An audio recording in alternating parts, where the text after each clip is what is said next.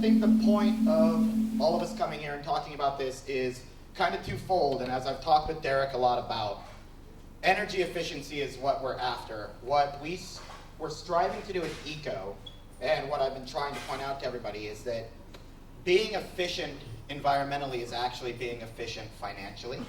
And so for those who did not know or see it, when we sold eco to C21 Investments, we went through a third-party audit.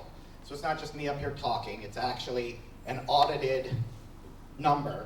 We had gotten down to $189 a pound to cultivate indoor cannabis, which is, in my opinion, about $135 too much. So that's a big statement. That being said, who's heard of Gotham Greens? Not Gotham Green, the investment fund, Gotham Greens.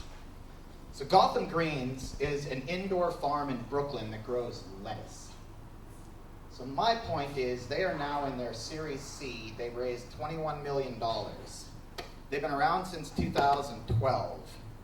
If you can grow lettuce in a warehouse in Brooklyn and make money, I can grow cannabis in a warehouse in Oregon and make money. Our problem that we've run into in most places is that we're used to this methodology where nobody's really paying attention to how much it costs. I mean, how much dirt do we use? How much does a clone cost?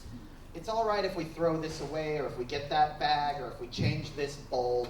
Nobody was really doing the math, because at $3,600, at $4,000 a pound, which used to exist. Anybody here around in those days? Yes, thank God. I missed them. To get all the way down to what we all saw, which was $100 to $400 a pound, and a crash that went from $2,600 a pound to $400 a pound in about 90 days, really forces people to start looking at those efficiencies.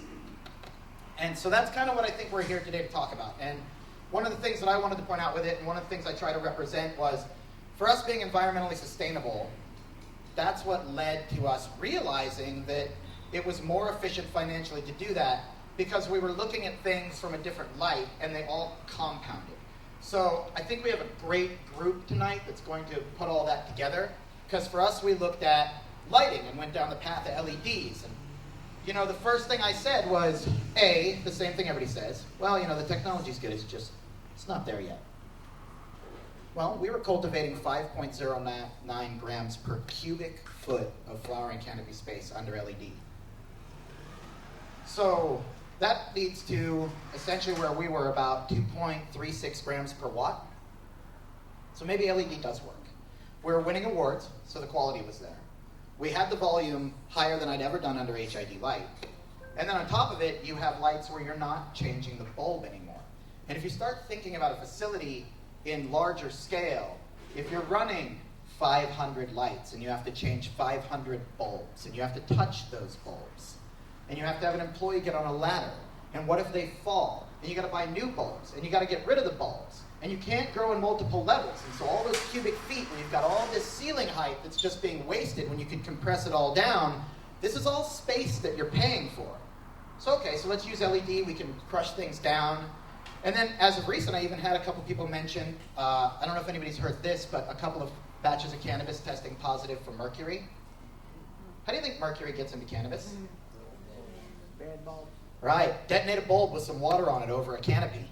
You're going to vaporize that mercury that's in the bulb. Nobody's going to think about it. The employee's going to breathe it in. Nobody's going to mention it. They're going to clean up the glass, and they're going to sell that cannabis, and somebody's going to light it on fire. And that's happening.